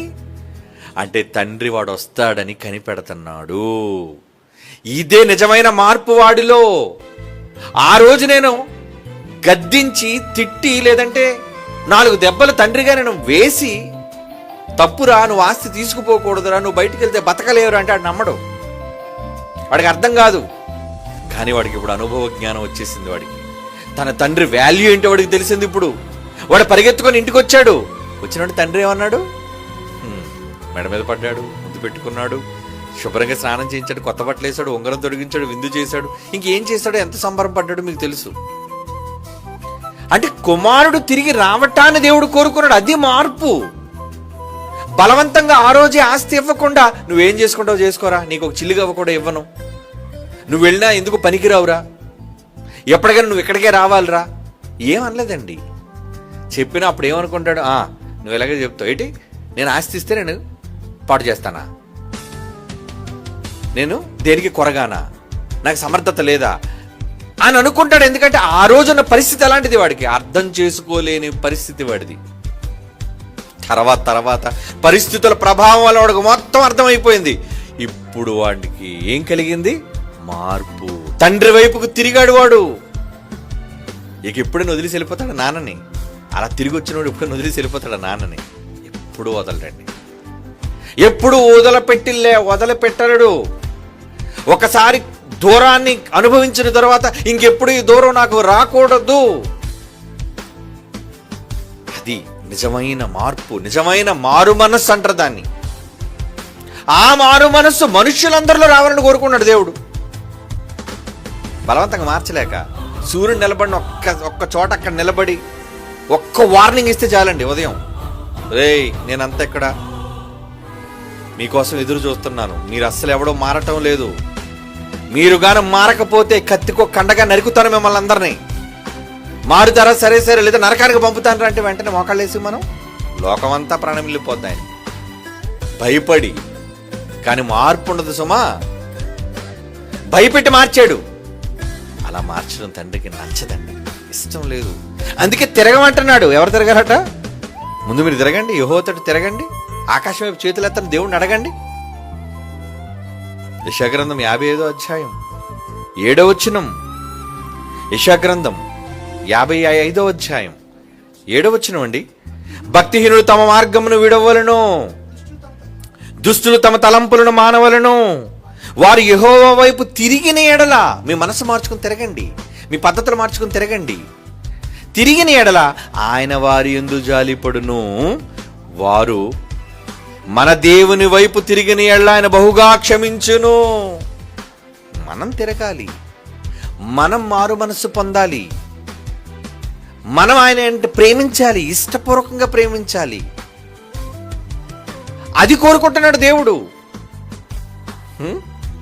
యెహోవా వైపు తిరిగిన ఎడల, దేని మానేసి మన మార్గాన్ని విడిచిపెట్టి, మన తలంపులను విడిచిపెట్టి ఆయన వైపు తిరిగిన ఎడల ఆయన వారి యందు జాలిపడును. జాలిపడతాడట, బహుగా క్షమిస్తాడట. ఏమండి, పోయిన కొడుకు ఎన్ని తప్పులు చేశాడు? చాలా తప్పులు చేశాడు బయటికి వెళ్ళి స్నేహితులతో, కానీ అన్ని క్షమించేశాడు. నువ్వు తిరిగావుగా, పశ్చాత్తాపడ్డావు కానీ మార్పు పొందావు కదా, మారు మనసు వచ్చింది కదా నీకు, అందుకే నీకు క్షమాపణ. ఇప్పుడు నువ్వు ఎక్కడికి పోవు. అందుకే అండి, పరలోకానికి వెళ్ళే వారి విషయంలో కూడా అండి, ఎవరైతే తండ్రిని అన్కండిషనల్గా ప్రేమిస్తారో, ఇది వస్తుందని, ఇది రాదని, ఇది ఉంటుందని, ఇది ఉండదని, ఏ కారణం లేకుండా, ఏమండి కారణాలతో సంబంధం లేకుండా ఎవరైతే తండ్రిని ప్రేమిస్తారో వాళ్ళని ఫిల్టర్ చేసి పరలోకాన్ని తీసుకెళ్దాం అనుకుంటున్నాడు. లేదా అక్కడికి వెళ్ళిన తర్వాత వీళ్ళకి ఉండదా? అందుకే అక్కడికి వెళ్ళే వాళ్ళంతా ఎలాంటి వాళ్ళు? లోకంలో ధనాన్ని వద్దనుకునేవాళ్ళు, అధికారాన్ని వద్దనుకునేవాళ్ళు, పదవుల్ని వద్దనుకునేవాళ్ళు, సుఖభోగాలు వద్దనుకునేవారు. మాకు తండ్రే ముఖ్యం అనుకుని తండ్రిని ప్రేమించే వాళ్ళే పరలోకానికి వెళ్తారు. లేదు, ఇలాంటి ద్రోహులు, దుర్మార్గులు అందరినీ బలవంతంగా మార్చి తీసుకెళ్ళిపోయాడు అనుకోండి, పరలోకం కూడా రణరంగం అయిపోద్దండి. ఎందుకో తెలుసా? కొడుకులే అందరూ కలిసి, ఏమయ్యా ముసలాడు, ఎంతసేపు నువ్వు కూర్చుంటావు, ఎంతసేపు నువ్వే సింహాసనం మీద కూర్చుంటావా, మాకు సింహాసనాలు ఇవ్వా, నువ్వు దిగుతావా దిగవా? అక్కడ అవసరమైతే తండ్రికి ద్రోహం చేసి, అన్యాయం చేసి, ఏమండి షాజహాన్ని బంధించినట్టు మనమే చెరసాలు వేసేస్తాం దేవుణ్ణి. ఎందుకంటే అక్కడికి వెళ్ళినా మన కోరికలు చావు, అక్కడికి వెళ్ళినా సరే మనకు కావాలి. కానీ అక్కడికి వెళ్ళే వాళ్ళందరూ ఎలాంటి వాళ్ళు వెళ్తారు? సింహాసనం తీసుకొచ్చారు అనుకోండి, ఎందుకు నాన్న, నీకన్నా సింహాసనం నాకు ఎక్కువ, నాకు వద్దు. అలాంటి మనసు అండి. ఏమండి, అధికారం నాకెందుకు నాన్న, నువ్వుంటే చాలు. దేనిని ఆశపడని వాళ్ళు కదా పరలోకానికి వెళుతున్నారు. పరలోకానికి వెళ్ళే వాళ్ళ సంఖ్య అంత ఎలాంటిది, జాబితా ఎలాంటిది, భక్తులందరూ ఎలాంటి వాళ్ళు? వాళ్ళకి అబ్రహాము, ఇస్సాకు, యాకోబు పితరులు కానీ ఎవరైనా సరే కానివ్వండి, భక్తులు కానివ్వండి, అపోస్తులు కానివ్వండి, ప్రవక్తలు కానివ్వండి, వాళ్ళు లోకంలో దేనిని ప్రేమించలేదండి దేవుని కంటే ఎక్కువగా. కనుక అక్కడికి వెళితే దేని మీద ఆశపడతారు వాళ్ళు? ఏది కావాలనుకుంటారు చెప్పండి వాళ్ళు? అందుకే పరలోకం ప్రశాంతంగా ఉంటుంది. మంచి మనస్సులతో నిండిన లోకం అది. మన మనసులు అక్కడికి వెళ్తే మారిపోతాయని కాదండి, దుష్టబుద్ధి అక్కడికి వెళ్ళినా ఉంటుంది మనకి. ఎందుకంటే ఆ బుద్ధి ఉన్నదే ఆత్మగా బుద్ధి, శరీరానికి కాదు ఆ బుద్ధులు. ఈ బుద్ధులన్నీ ఎక్కడి నుంచి వచ్చాయి? ఆత్మలో ఉన్న బుద్ధులు ఇవన్నీ. ధనవంతుడు చచ్చాడు, అక్కడికి పోయాడు, అటు బుద్ధి ఏమైనా మారిందా? ఏమండి, అటు చూసారు అక్కడికి వెళ్ళిన తర్వాత కూడా ఏం పని చేస్తుంది? స్వార్థం. మహానుభావ, నేను ఇక్కడికి వచ్చిన తర్వాత తెలుసుకున్నాను నేను చేసిన తప్పని. కనీసం ఇప్పుడైనా నాకు ఒక అవకాశం ఇప్పించండి. ఏంటి, నేను ఎలాగే వెళ్ళే అవకాశం లేదు, లోకం అంతటికీ కూడా వాక్యాన్ని ప్రకటించే అవకాశం ఒక్కసారి కల్పించండి అన్నాడు. అక్కడికి వెళ్ళిన తర్వాత ఏమన్నాడండి? లోకానికి వాక్యం చెప్పాలన్నాడు. నా ఇంటికి, తండ్రి ఇంటికి, అక్కడ నా అన్నదమ్ములు ఉన్నారు, 5 ఉన్నారు, వాళ్ళు కూడా ఇక్కడికి వచ్చేస్తారేమో నాకు డౌట్గా ఉంది. కనుక ముందు అక్కడికి పంపించే అంటే అక్కడికి వెళ్ళిన వీడి స్వార్థమా? ఆడ ఫ్యామిలీ కోసం స్వార్థం చూసారా? ఆడ కుటుంబం కోసం స్వార్థం చూసారా? అంటే ఆత్మకు బుద్ధులు ఉండవు అనుకున్నారా? స్వార్థం ఉండదు అనుకున్నారా? అబ్బో! ఈరోజు మనుషులకున్న ఈ కపటం, ఈ కుళ్ళు, ఈ ద్రోహం, ఈ నేర చరిత్ర, ఇదంతా ఆత్మదే. బుద్ధులన్నీ ఆత్మవే. కనుక ఇక్కడే దేవుడు ఫిల్టర్ చేస్తాడు. వద్దురా నాయన భూమి మీద. అందుకే పరీక్షాకాలం ఎందుకు పంపించాడు భూమి మీదకి? కోట్ల మంది పిల్లలు వచ్చారు. ఇందులో నాకు నచ్చిన వాళ్ళు ఎవరు? పరలోకానికి రావాలంటే నాలా ఉండాలి, పరలోకానికి రావాలంటే యేసులా ఉండాలి. అందుకే మళ్ళీ ఫిల్టర్ చేస్తున్నాడు. మొత్తం జల్లెడ జల్లెడ జల్లెడ జల్లెడ జల్లెడ. కోట్ల మందిలో 100 మంది పరలోకానికి వెళ్ళడం కష్టం. ఎందుకంటే ఆ లోకం చాలా ప్రశాంతంగా ఉండాలి, నిష్పక్షపాతంగా ఉండాలి, స్వార్థం లేని లోకం, చింత లేని లోకం, ఇది కావాలి అది కావాలనుకునే లోకం, ఆశించిన లోకం. ఎవడు యేసుప్రభు ఎంత మంచివాడంటే 3 లోకాల అధికారాన్ని యేసుప్రభుకి అప్పగించేస్తే ఆయన అక్కడికి వెళ్ళిపోయిన తర్వాత మన అందరిని తీసుకెళ్ళిపోయి తండ్రికి అప్పచెప్పిన తర్వాత యేసుప్రభు ఏమైపోతాడో తెలుసా? బైబిల్లో రాయబడింది. ఆయన మనసు చూడండి ఎంత మంచిదో. కొరింథీయులకు రాసిన మొదటి పత్రికలోని 15వ అధ్యాయంలో ఈ సంఘాన్ని తీసుకుని వెళ్ళని అప్పచెప్పేసిన తర్వాత సమస్తమును ఆయనకు లోపరిచిన దేవుని విషయంలో ఆయన ఏమవుతాడని రాయబడింది చూడండి. కొరింథీయులకు రాసిన మొదటి పత్రిక 15వ అధ్యాయం 27 వచనం. దేవుడు సమస్తమును క్రీస్తు పాదముల క్రింద లోపరిచాడు, అన్ని అప్పచెప్పేశాడు. కొడుకు నాయన అంతా నువ్వు చూసుకుని ఆయన అని. సమస్తమును లోపరచబడి ఉన్నది అని దేవుడు చెప్పినప్పుడు ఆయనకి యేసుప్రభు వారికి సమస్తాన్ని లోపరిచాడే దేవుడు. లోపరచబడిన దేవుడు తప్ప సమస్తమును లోపరచబడి ఉన్నదనే సంగతి క్లియర్గా ఉంది. ఎంత ఆయన కింద ఉందని, కొడుకు కింద అంతా ఉందనే సంగతి అర్థమైపోయింది. మరియు సమస్తమును ఆయనకు లోపరచబడినప్పుడు దేవుడు సర్వములో సర్వమగు నిమిత్తము కుమారుడు తనకు సమస్తమును లోపరిచిన దేవునికే తానే లోబడిపోతాడు. ఇదేంటండి, అంత కొడుకు అప్పచెప్పేసిన తర్వాత నాన్న టోటల్ పవర్స్ అన్ని తలగా తాళాలు గుర్తు నీకు ఇచ్చేస్తున్నాను కొడుక్కిస్తే, కొడుకు ఏం చేశారట? అమ్మయ్యా ఎప్పటికొచ్చేదండి ముసలోడి చేతిలోంచి తాళాలు, నాకు ఇక నేనే చలాయిస్తానండి రాజ్యాన్ని అనుకోవట్లేదటండి. అక్కడ మనసు చూడండి ఎంత మంచిదో. ఆయన ఏమంటే నాకెందుకు నాన్న ఇవన్నీ, నువ్వు చెప్పిన బాధ్యతలన్నీ చేసేసా, ఇదిగో తమ్ముళ్ళందరినీ తీసుకొచ్చేసా, నీ చేతికి అప్పచెప్పేసా, ఇక నాకెందుకు నాన్న అధికారం, నన్ను కూడా ఈ పిల్లలందరితో పాటు కొడుకుగా చూడు నాన్న. నేను నా తమ్ముడి మీద ఏం పెత్తనం చెయ్యను నాన్న, మాకే నువ్వు పెద్ద దిక్కు, నువ్వే తండ్రివి, నువ్వే పరిపాలించు, నీ కిందే మేమంతా ఉంటాం అని కొడుకట తానే లోబడును. ఎవరికి లోబడిపోతాడు? సమస్తమును లోపరిచిన దేవునికి కుమారుడు తానే లోబడిపోతాడట. ఎంత మంచి మనసు అండి. మార్పు అంటే అదండి, మార్పు. అలాంటి కొడుకు కదండి కావలసిన వాడు. ఏమండి, మన చరిత్రలో చాలా మంది కొడుకులు మనకు తెలుసు. ఎప్పుడు వస్తాదా సింహాసనం ఎదురు చూసి దొంగ కొడుకులు ఉన్నారు. సింహాసనాల కోసం తండ్రులను జైల్లో పెట్టినోళ్ళు లేరా? అధికారాల కోసం బంధువుల్ని, కుటుంబీకులను చంపి నరహత్య చేయించిన వాళ్ళు లేరా? ఏమంటే కుట్రలు చేసి చంపిన వాళ్ళు లేరా? కేవలం పదవి కోసం, అధికారం కోసం. ఇలాంటి వాళ్ళంతా పరలోకానికి వస్తే ఏమైపోతుంది చెప్పండి? పరలోకం భూలోకం కన్నా దారుణంగా మారిపోతుంది. అందుకే వద్దు బాబోయ్, ఇలాంటి భూలోకం లాంటి పరిస్థితులు వద్దు. పరలోకంలో, నేనున్న లోకంలో నాలో ఆలోచించేవాళ్ళు మారు మనసు పొంది రావాలి. అందుకే పరలోక రాజ్యం కోసం చెప్పేటప్పుడు ఒక మంచి మాట చెప్పాడండి. ఏమైనా ప్రకటన జరిగిందో తెలుసా? మత్తయి సువార్త 3వ అధ్యాయం ఏమొస్తుందని ప్రకటించాడు తెలుసా అండి? 3వ అధ్యాయం 1, 2, 7 వచనాలు. 1, 2, 7 వచనాలు చదవండి. మత్తయి సువార్త 3వ అధ్యాయం 1వ వచనం నుంచి, పరలోక రాజ్యము సమీపించేసింది, దగ్గరకు వచ్చేసింది.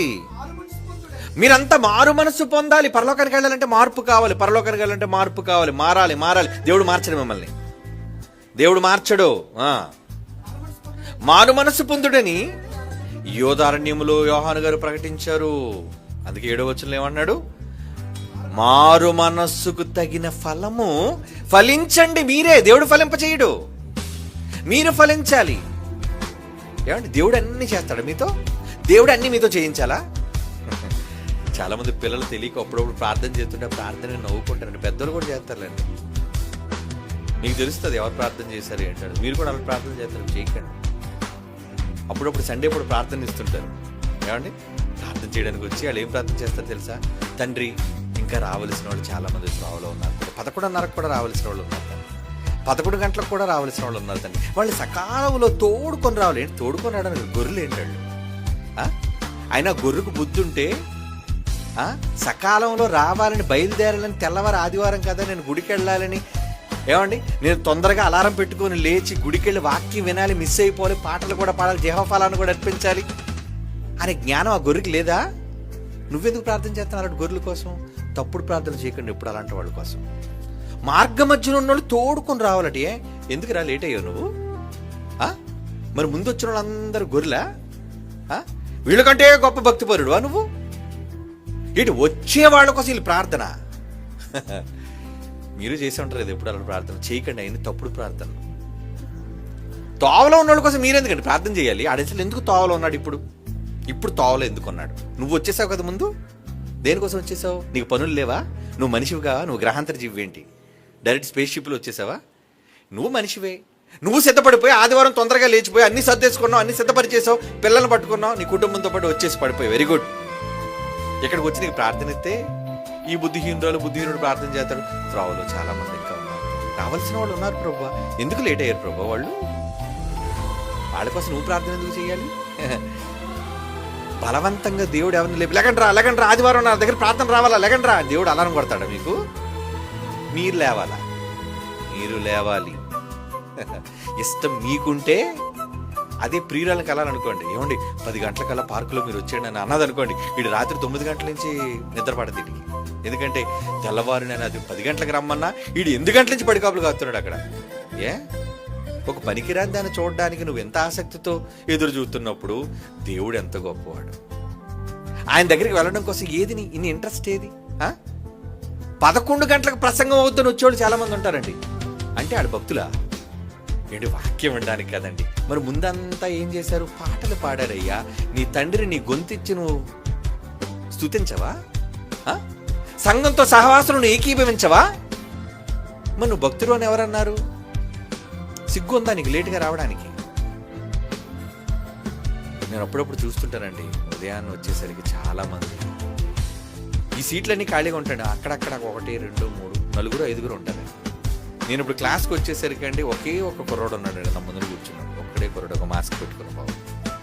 మిగతా వాళ్ళందరూ ఎందుకు రాలేదు? రావచ్చులేండి, ఇంకా స్టార్ట్ అవ్వలేదు కదా. కొంతమంది పాటలు అవుతుంటే ఇంకా పాటలే కదా అవుతున్నాయి. కొంతమంది నా స్వరం విన్న తర్వాత ఇప్పుడు ప్రసంగం స్టార్ట్ అయింది, పదండి మెట్లు ఎక్కుదాం, పదండి పైకి. ఏది ఎప్పుడు ఏది మార్పు? ఏది నీ ఆసక్తి? ఏది? ఏ పనైనా పూర్తిగా చేయాలి. అన్నం బాగా ఆకలిస్తున్నప్పుడు పూర్తిగా నిండుకు పెట్టినంత సగం అన్నం తిని లేచిపోతావా?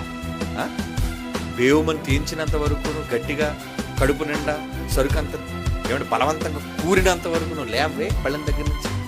అంటే పూర్తి చేసేయాలి దేన్నైనా సరే, ఇది ఏదైనా. ఏమంటే షోకి వెళ్ళి థియేటర్కి వెళ్ళి మధ్యలో ఇంటర్వెల్కి వచ్చేస్తావా? ముగింపు ఆఖరికి కొంతమంది చివరి పేరు శుభం అనేసి లైట్ ల్యాంప్ లేకడి. అంటే డబ్బులు ఇచ్చిన దానికి మరి న్యాయం జరగాలి కదండి. అలాంటి వాళ్ళు ఉన్నారండి పిచ్చోళ్ళు. మరి దేవుడి దగ్గరకు వచ్చేసరికి అంతా పూర్తిగా ఇవ్వాలి, పూర్తిగా చెయ్యాలి. ఎందుకు అనుకోరు? మార్పు లేదు. నీ మనసు తెప్పాలి దేవుడు. ఎందుకు తెప్పాలి? అలాంటి వాళ్ళు తెప్పాలని కూడా చిచి ఇలాంటి వాళ్ళు తెప్పడం ఏంటి? వీళ్ళు నరకానికి పోవడం మంచిది, వీళ్ళందరూ డైవర్ట్ చేసేస్తారు నరకానికి. కనుక దేవుడు ఎప్పుడో మనుషుల నుంచి కోరుకుంటుంది ఏంటో తెలుసా? నువ్వు హృదయపూర్వకంగా చేయటం, రావటం, ఇవ్వటం, మాట్లాడటం, పాడటం. చెప్తే చేయడం కాదు. ఒరే ఎన్నిసార్లు నాతో చెప్పు చేయించుకుంటావు? నీకు నీవుగా చెయ్యాలని మనసు నీకు లేదా?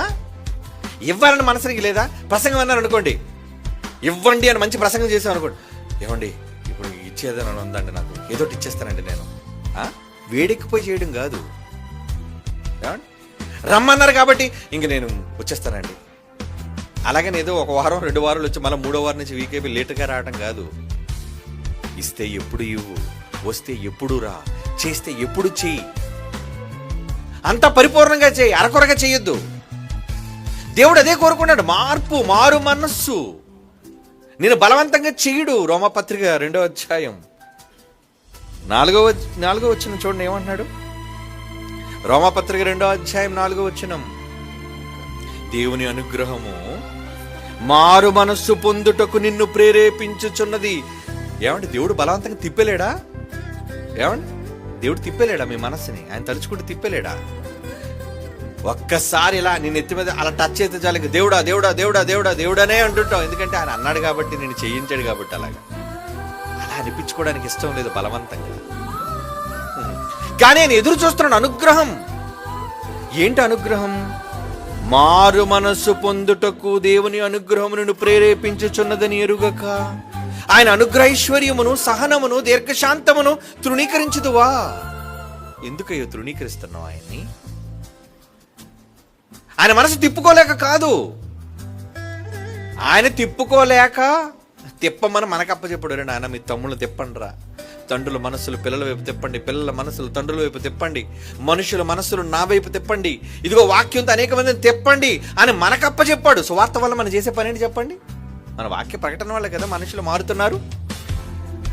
అంటే మనుషుల మనస్సులను త్రిప్పే బాధ్యత మనకిచ్చాడు. నువ్వు వెళ్ళి తిప్పు నాయన, సువార్త చెప్పి తిప్పరా నా వైపు, సువార్త చెప్పి నా వైపు తీసుకురా నాయన.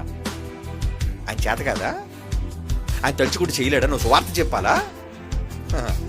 ఒక్కటి కొట్టి నా లెంపకాయలాగి ఆయన అనుకున్నట్టుగా ఆయన చేయించుకోగలడు మన చేత దండించి. కానీ ఆయన దండించి చేయడం ఆయనకి ఇష్టం లేదు. తండ్రిని అర్థం చేసుకొని, తండ్రి ప్రేమ ఏంటో గ్రహించి, తండ్రి నీ కోసం ఏం చేస్తున్నాడని తెలుసుకొని, నిజంగా గుడికి వచ్చేయాలి, దేవుని కోసం ముందుగా రావాలి అనుకుంటే ముందుగా ఆయనకి ఇచ్చి ప్రతిఫలం పొందగలవాడు ఎవడని అన్నాడు కదా. అవునా? ముందుగా రోమపత్రిక 11వ అధ్యాయం 33, 34 ఉంటుంది చూడండి ఒకసారి. ముందుగా ఆయనకి ఇచ్చి ప్రతిఫలం పొందగలవాడు ఎవడంటే దేవుడు చూస్తున్నాడు. ఎవరు వస్తారు నా కోసం ముందుగా, ఎవరు వస్తారు నా కోసం ముందుగా, ఎవరు వస్తారు? ఏదో అనుకోకుండా బస్సు ముందుకు దొరికిస్తుంది కాబట్టి ముందు వచ్చేయడం కాదు. ఏమండి ఈ విషయంలో నేను ఎప్పుడు కూడా మా అలమామని, ఆవిడ ఎప్పుడు చాలా వయస్సులో పెద్దదండి ఆవిడ. అందరికన్నా స్త్రీలో ముందు వచ్చి కూర్చుంటుందండి, 1/2 గంట ముందు. మిగతా వాళ్ళకి పనులు ఉన్నట్టుగా ఆవిడకి ఇంట్లో పనులు లేవా? ఆ వృద్ధురాలు 4 ఫ్లోర్లు ఎక్కి అలిసిపోయి పాప మా తల్లి అలా కూర్చుంటుందండి. నేను బయటికి రాక నేను రెడీ అయిపోయి ఉంటాను, ఒక 20 నిమిషాల ముందు నేను రెడీ అయి ఉంటాను. ఏమండి మీరైతే ఇప్పుడు వచ్చారు కానీ మీ అందరికన్నా ముందు వచ్చి నేనే కూర్చున్నాను క్యాబిన్లో, తెలుసా? 20 నిమిషాల ముందు వచ్చి కూర్చున్నాను నేను. ముందుగా రెడీ అయ్యాను కాదు, అక్కడ లోనే రెడీ అయిపోయి ఉంటాను. ఒకసారి 5 నిమిషాల ముందు వస్తాను, ఒకసారి 1/2 గంట ముందు వస్తాను. అంటే దేవుడు మీ మనస్సులను చూస్తాడు. మీ సిద్ధపాటు ఎలా ఉన్నారు మీరు? ఇంతమందిలో యవనస్తులు రాక, వయసులో ఉన్న ఆడవాళ్ళు రాక, ఈ ముసలావిడ ఎందుకు రాస్తుంది? దేవుడికి ఎంత ఇష్టపడుతుందో తెలుసండి. ముందుగా ఇప్పుడు చదవండి ఆ మాట. రోమపత్రిక 11వ అధ్యాయం 35. ముందుగా ఆయనకి ఇచ్చి, ముందుగా ఆయన దగ్గరికి వచ్చి ప్రతిఫలం పొందగలవాడు ఎవడు అంటే, ముందుగా ఇస్తే ప్రతిఫలం ఉంటుందనా లేదని అక్కడ ఆయన మాటలో అర్థం ఏంటి? ముందుగా ఇస్తే ఏముంటది? ప్రతిఫలం ఉంటుంది నీకు. ముందుగా వస్తే ప్రతిఫలం, ముందుగా ఇస్తే ప్రతిఫలం, ముందుగా చేస్తే ప్రతిఫలం. ముందు ముందు ముందు ముందు దేవుని కోసం అలా రావాలంటే నువ్వు ముందు నీ మనస్సు మారాలి. అన్నిటికంటే ఏంటి? ఇక్కడ ఉండాలండి. ఏం చెయ్యాలంటే ఇక్కడంటే ఇది కాదండి, గుండె కాదు, ఇక్కడ ఆలోచన, నీ మనస్సు, నీ తలంపు, నీ మనస్సు మారాలి. అది మారితే నువ్వు వచ్చేస్తావు ఎక్కడున్నా, అది మారితే నువ్వు ఇచ్చేస్తావు ఎలా ఉన్నా, నువ్వు చేస్తావు ఎక్కడున్నా. ఆ మార్పు కోసం దేవుడు చూస్తున్నాడు. ముందుగా ఏమండి రాసుకోండి, మాలమామ చచ్చిపోతే 100% ప్యారడైస్కి వెళ్ళిపోతుంది, డౌట్ లేదు. మంచి ప్రతిఫలం, ఎందుకంటే చాలా కష్టపడుతుందండి ముసలావిడ. అంత ధైర్యంగా ఎందుకు చెప్పగలను అనుకున్నారు? క్రియలను బట్టి చెప్పేయచ్చు. వాళ్ళ క్రియలు బట్టి వాళ్ళ ప్రతిఫలం. ఆవిడ ఏ క్షణాన్ని చచ్చిపోయి, ఇప్పుడు కాకుండా 10 ఏళ్ళ తర్వాత 20 ఏళ్ళ తర్వాత ఎప్పుడో ఒకటి చచ్చిపోవాలి కదండి. చచ్చిన వెంటనే ఆవిడ విశ్రాంతిలో వెళ్ళిపోవాలి. ఎందుకు చెప్పని తెలిసి అంత ధైర్యంగా మరొక తల్లి కోసం వాళ్ళ ఆసక్తి చూసి, నేను ఒకసారి చూసింది కాదు, ప్రతి ఆదివారం శనివారం నేను చూసేటప్పుడు, శనివారం కాదండి ఆదివారం, ముందు ఆవిడే కనబడాలి. ముందు ఆవిడే చాలా వారాలు, కొన్ని 20, 30, 40 సార్లు చూశానండి నేను. ఇది అనుకోకుండా ఒకసారి రావడం కాదు. ముందు ఇది నేను ఎందుకు చెప్పాను అంటే, నీ మనస్సు దేవుని పట్ల ఎలా ఉంది, అదే మార్పు అంటే, అదే మారు మనస్సు అంటే, అదే దేవుడు కోరుకున్నాడు. నువ్వు ఇష్టంతో చేయనా, బలవంతంగా రావద్దురా, బలవంతంగా నాకు పెట్టొద్దురా, బలవంతంగా ఇది ఇవ్వద్దురా, ప్రేమతో చేయరా ప్లీజ్. నేను మనసు తిప్పుకోగలను, కానీ బలవంతంగా మిమ్మల్ని తిప్పుకొని నేను చేయించుకోవడం నాకు ఇష్టం లేదు. మీరు నా పిల్లలు కదా, నేను ప్రేమించి చేయాలి. నేను దండించి మీతో చేయించుకోగలను, కానీ మీరు దండించి చేస్తే నాకు ఇష్టం ఉండదు.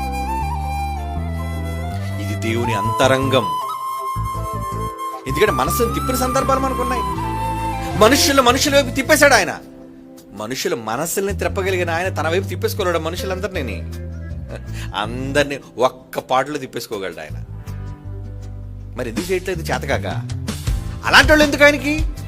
బలవంతంగా మార్పు చేసుకుని, ఈయనే మార్పు తెచ్చుకొని, ఈయనే వాళ్ళ మనస్సులను మార్చి, చాలా మంది అప్పుడప్పుడు ఇంకోసారి ప్రార్థన చేస్తున్నారు, ఏమండి అతను మారేటట్లుగా సహాయం చేయి ప్రభువా. అతను మారేటట్లుగా ఏం సహాయం చేస్తాడు? దేవుడే మార్చాలి అతను. ప్రభా అతని మనస్సును మార్చండి ప్రభా. నో, తప్పుడు ప్రార్థన. అతను ఎవరి మనసు దేవుడు మార్చడు. వాక్యం మార్చాలి. అది నువ్వు చెప్పు, అవసరమైతే వాక్యం చెప్పు. వాక్యం చెప్పి మార్చాలి. దేవుడు మార్చడు. కనుక నిజంగా మీకు దేవుని మనసు అర్థమైతే, నిజంగా మీకు మారు మనస్సు అనేది ఉంటే, దేవుడు అనుగ్రహం ఇంకా మీ మార్పు కోసం ఎదురు చూస్తుంది అని మీరు నమ్మితే చెయ్యండి. అలా దేవుడి కోసం బలవంతంగా చేయకండి, ఇష్టపూర్వకంగా చేయండి. ఎందుకంటే ఇష్టపూర్వకంగా చేసినది ప్రీతికరమైనది అన్నాడు. బలవంతంగా కాక, సణుగుకోక. ఇచ్చేటప్పుడు చెప్పడు ఒక ఎగ్జాంపుల్. బలవంతంగా కాక, సణుక్కోక, మీ మనఃపూర్వకంగా చేసినదే ప్రీతికరమగును అన్నాడు. కొరింథీయులకు రాసిన 2వ పత్రికలో ఇచ్చేటప్పుడు చెబుతున్నాడు, మీరు హృదయపూర్వకంగా ఇవ్వండి. నేను అన్నాను కాబట్టి మీరు ఇవ్వకండి, నేను చెప్పాను కాబట్టి మీరు చేయకండి. అలాంటి మనసు నాకు వద్దు. మనఃపూర్వకంగా చెయ్యండి, ఇష్టపూర్వకంగా చెయ్యండి. అది నిజంగా ప్రీతికరమగును. సణుగొక 2వ కొరింథీ పత్రిక చివరిగా ఈ మాట చదువు ముగించుకోండి. 9వ అధ్యాయం 7వ వచనం. 2వ కొరింథీ పత్రిక 9వ అధ్యాయం 7వ వచనం. సణుగొక్కకుండా, ఎవరో చెప్పారన్న బలవంతంగా కాకుండా, ప్రతివాడు మీలో మీ హృదయములో నిశ్చయించుకున్న ప్రకారం, మీ మనస్సులో అనుకున్న ప్రకారం ఇవ్వండి దేవునికి. దేవుడు ఉత్సాహంగా సంతోషంగా ఇచ్చేవాళ్ళని ప్రేమిస్తాడట. మరియు అన్నిటి యందు ఎల్లప్పుడూ మీలో మీరు సర్వసమృద్ధి గలవారై ఉత్తమమైన ప్రతి కార్యము చేయుటకు దేవుడు మీ యెడల సమస్త విధములను కృపలను విస్తరింప చేయగలడు. మీరు ఇష్టపూర్వకంగా చెయ్యండి. దేవుని పిల్లల, అలాంటి మనస్సు కలిగిన వారు దేవుడు తిప్పుకోలేక కాదు. మనస్సులను తిప్పే శక్తి కలిగిన దేవుడు మనుషులు ఎందుకు బలవంతంగా మార్చలేకపోతున్నాడు అంటే, వద్దు నాయన, నాకు అలా మార్చడం ఇష్టం లేదా. ఎవరో చెప్తే నా దగ్గర కాపురానికి రావడం ఏంట్రా? నేను భర్తని, నన్ను ప్రేమించి నా దగ్గర కాపురానికి రావాలి అంతేనే. అలాగే అనుకుంటా. ఎవరో చెప్పారని మా ఆయన నా దగ్గర రాకూడదండి, భార్యగా నన్ను ప్రేమించి రావాలండి. నీకే ఎంత ఆలోచన ప్రణాళిక ఉంటే దేవుడు నీ మనసులో లేకపోయినా తిట్టుకుంటూ, మనసులోని మూలుగుతూ దేవుడి దగ్గరికి రావాలా? ఆసక్తితో రావాలి, ఇష్టంతో రావాలి, మారు మనస్సుతో రావాలి. ఇదే దేవుడు కోరుకుంటున్న మనుషులలో నిజమైన మార్పు. ఓకే, కళ్ళు మూసుకొని ప్రార్థన చేసుకున్నాం. పరిశుద్ధుడైన తండ్రి, మీ ఆంతర్యం, మీ అంతరంగం రాయబడిన మాటల్లో చదివి మీకు ఇష్టలుగా బ్రతకాలి అని కోరుకుంటున్నాం. మా తుది శ్వాస వరకు, ఊపిరి ఉన్నంత వరకు మీకు ఇష్టలుగా జీవించే కన్ను మూయాలి అనుకుంటున్నాం. ఎవరో బలవంతం మీద కాక, తండ్రిగా మిమ్మల్ని హృదయపూర్వకంగా అన్నిటికంటే ఎక్కువగా ప్రేమించి మీకు ఇష్టలుగా, మీకు ఇష్టమైన పనులను చేసి భూమి మీద మీకు కీర్తి తెచ్చే పిల్లలుగా మమ్మలను, మా కుటుంబాలను నిలబెట్టవలసిందిగా ప్రార్థిస్తూ క్రీస్తు యేసు వారి సర్వోన్నతమైన నామంలో ప్రార్థన మీకు సమర్పించుచున్నాము తండ్రి.